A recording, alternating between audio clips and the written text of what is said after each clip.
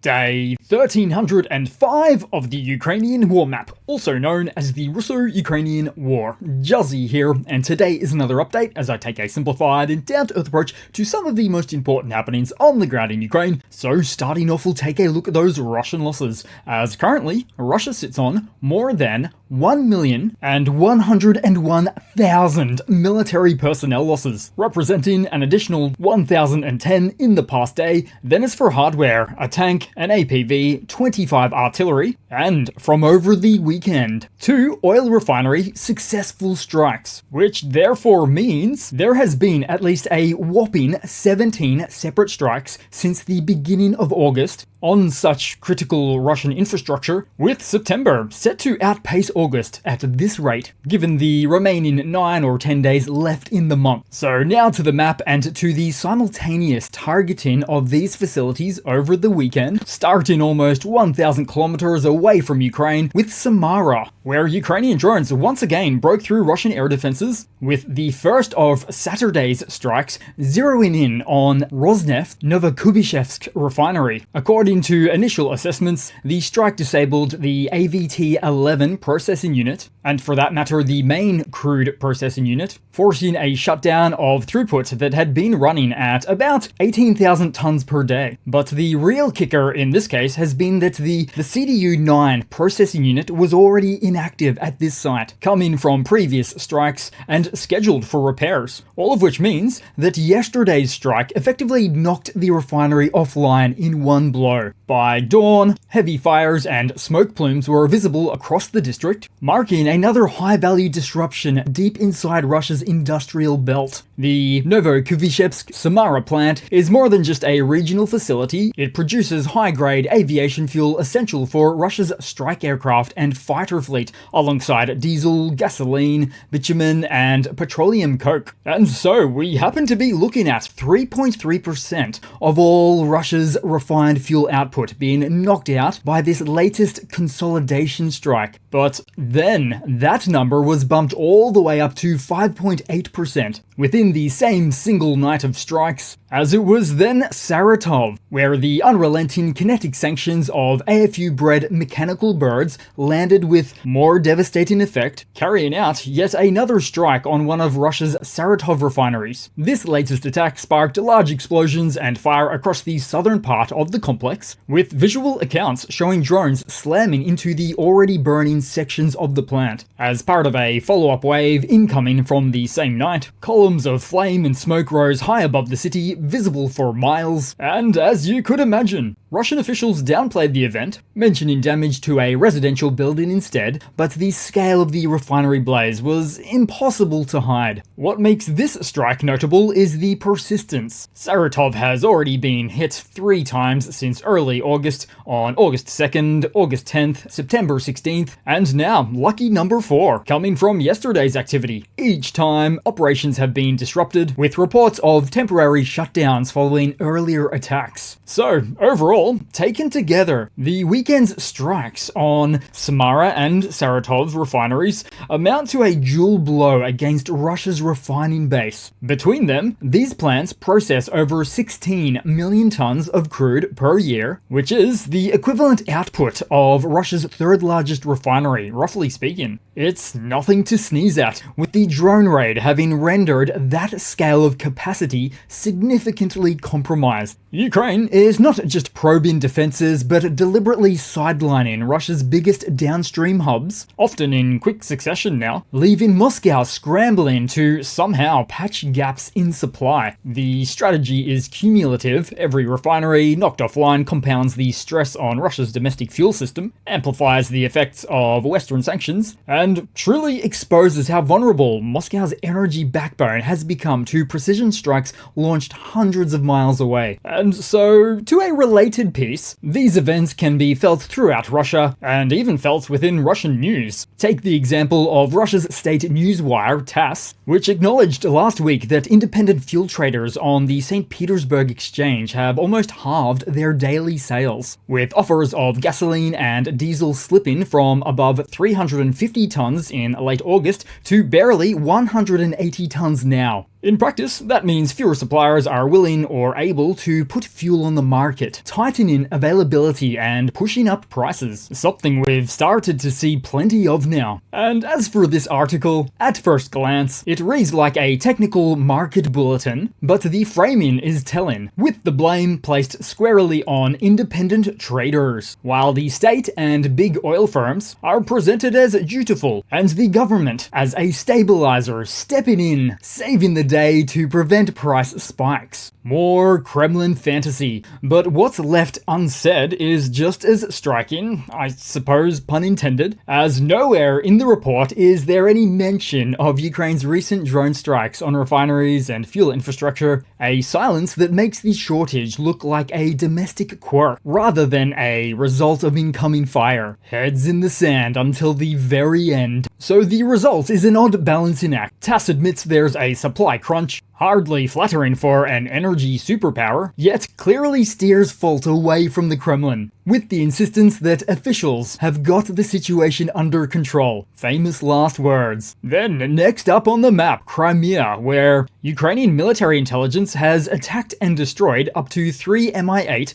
assault transport helicopters and a Nebo-U radar in occupied southern Ukraine. The Mi-8 helicopters, valued at 20 to 30 million apiece, and the Nebo-U radar, with a cost range of somewhere between $50 to $100 million a piece, all represents a substantial financial and strategic loss for Russia, with that Nebo-U, which is a critical VHF radar system designed to detect stealth aircraft and provide targeting data for surface-to-air missile systems. Overall, this operation is part of Ukraine's broader strategy to demilitarize Crimea, evidenced by recent similar strikes on S-300 radars, launchers, other naval assets, and additional radar gear on this very edge of the map. It's all cause for a changing or unfolding dynamic. The strategic calculus behind Crimean demilitarization is such that Ukraine gains immediate tactical advantages without requiring ground operations. Each strike systematically degrades Russia's ability to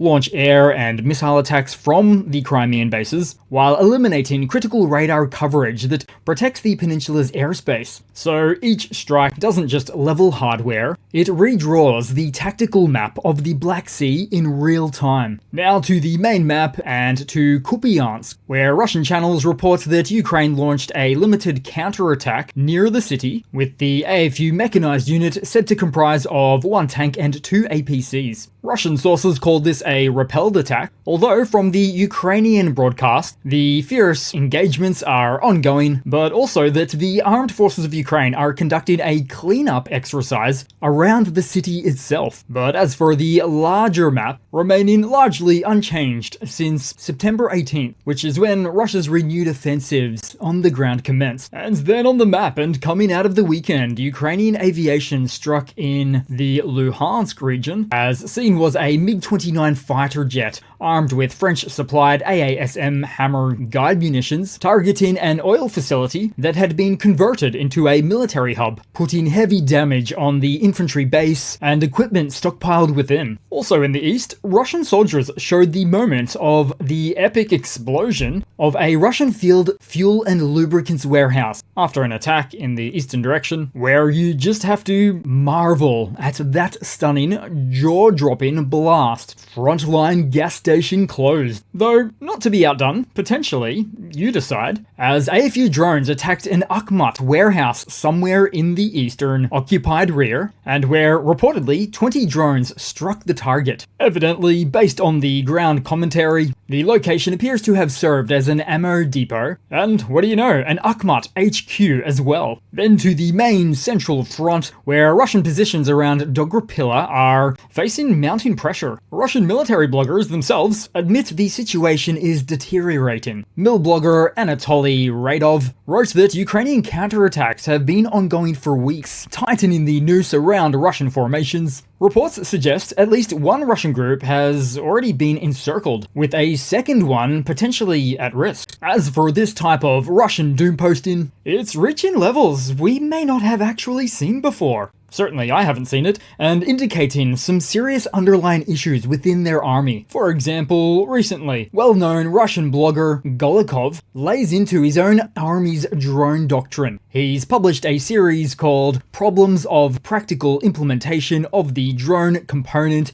in the Active Army, where this not-so-catchy title alone tells you what's coming. In short, commanders don't get supplied drones in meaningful numbers, they don't use them right, and they don't care that they're burning through scarce kit for no gain. Beyond that, Golikov says operators aren't trusted to pick their own launch sites, so instead they're shoved into low ground positions by their commanders just to tick simple boxes on range or speed traveled by their hardware, even when radio shadow kills the signal from terrain blocking. And the list goes on with remarks on how drones are sent out against EW they cannot beat, or ordered to finish off already crippled vehicles, when the smarter move would be to wait, as Golikov says, and bait the enemy. The list goes on, repair workshops are swamped, spare parts are scarce, drone operators are in this vicious cycle, and the idea of specialist teams, so operators, engineers, and other techs,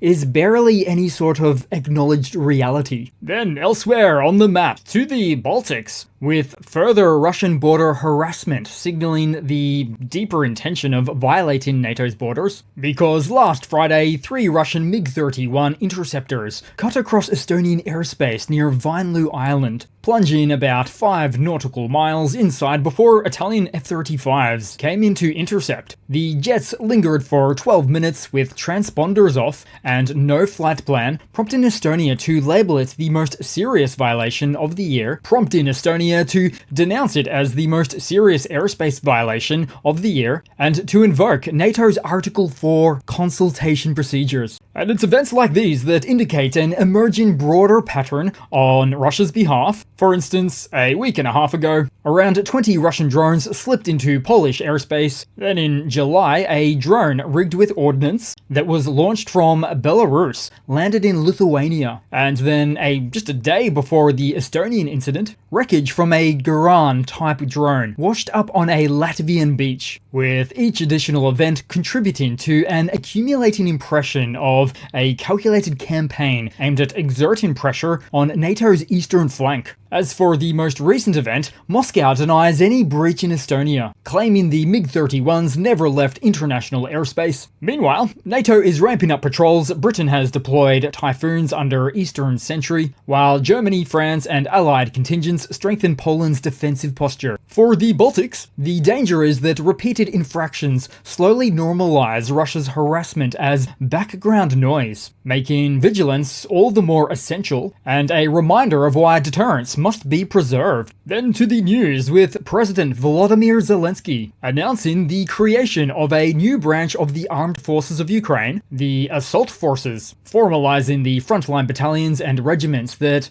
have proven decisive on the toughest sectors of the map. Preparations are already underway, with the new branch expected to be operational within about 10 days. This decision reflects how assault units, first organized as battalions and more recently expanded into regiments, have taken on the demanding assignments, helping stabilize the front and reinforce Ukraine's defenses. For Kyiv, the move is both formal recognition and a practical necessity, building a clear command structure for formations that have already proven themselves effective. Then to take a look into hardware news, and to the lesser heard Ukrainian news these days. For instance, Rome is sending Ukraine 400 M113s and variants including the VCC-1, an upgraded battle taxi described as an M113 on steroids. With added armor to withstand drone fragments and small arms fire, the 12-ton tracked carriers give Ukraine tougher rides for 9 soldiers at a time. But then to a similar topic to squeeze this on top of, production of the Ukrainian Gurza 01 armored vehicles